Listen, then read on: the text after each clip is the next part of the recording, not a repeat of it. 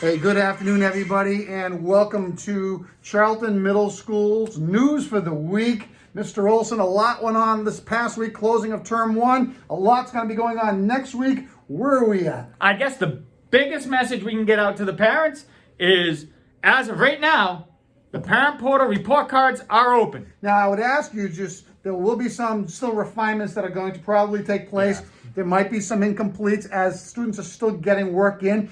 We're doing everything in our power to ensure that we're leaving the door open, especially based upon the pandemic that we're in at this point in time. Yeah, the teachers have been great leaving that door open, even accepting things from earlier in the quarter. I will say, at the upper grade levels, though, that's going to change as we go into second quarter. But we're not going to leave the window open that long, but we are going to leave it open. Well, we talk about growth, and at the end of term one, it's an opportunity for us to reflect back on what worked really well and areas we need to tighten up and to provide additional supports to help kids be successful. And with that, we're always looking for a little feedback, and I know in the message below, yep, there's a link to a feedback form. We're always looking to see what we're doing well and what we can do better. And I know last week we got about 50 or 60 responses. Thank you so much for that. But if you could just take a few moments to just give us your honest feedback, it allows my instructional support team to be able to dig in, and then we share it out with the entire faculty. Again, always looking to get better. Together, anything is possible, as Mr. Olson has up behind us.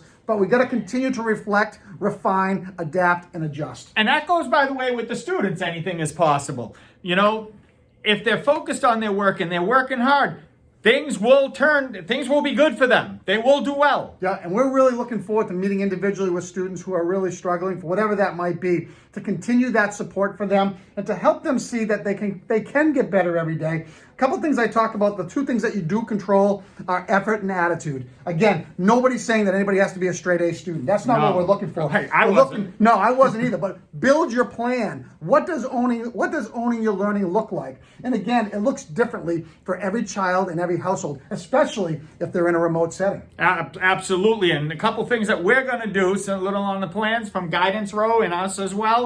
One, we're going to pop into the remote classes. We walk around the building and we do see the students who are here. We don't see the students in the remote classes, so that's one of our goals. The second one is anyone who struggled in the first quarter, we are going to set up Google Meets between Guidance and us, just to try and figure out what we can do to help them do a little better. Well, that's called our student success plan. And I think every child, regardless of where they are, would take advantage of that because of the fact it produces short-term goals. And when you have short-term goals, you can work towards getting better. And that's something that falls upon us administratively and through the guidance department. Absolutely. And now on to next week. We have one big push going on right now, and we only have 2 more days really to collect, and that's the chip-in. For those of you who don't know, Chip-In is the food pantry down in the center of town, housed at Town Hall in the back. Yep.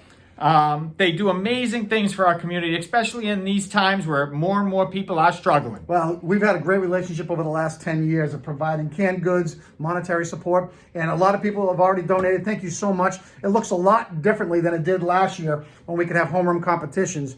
But any little bit helps, and we appreciate that. And you may know somebody who benefits from the opportunity to be able to go there and receive the necessary supplies to be able to feed their family. So thank you all for whatever you can do. And again, it's greatly appreciated from our end. If you have the opportunity, though, and you want to drop off any further canned goods, dry goods, please send them in with your students. We also have bins outside of the building where if you just want to swing by driving and drop it off, we'll take anything you have. All right, short week next week. We'll come out with a Thanksgiving Day message, but that's all we have for right now. We hope you enjoy your weekend, and most importantly, have a wonderful Friday, everybody.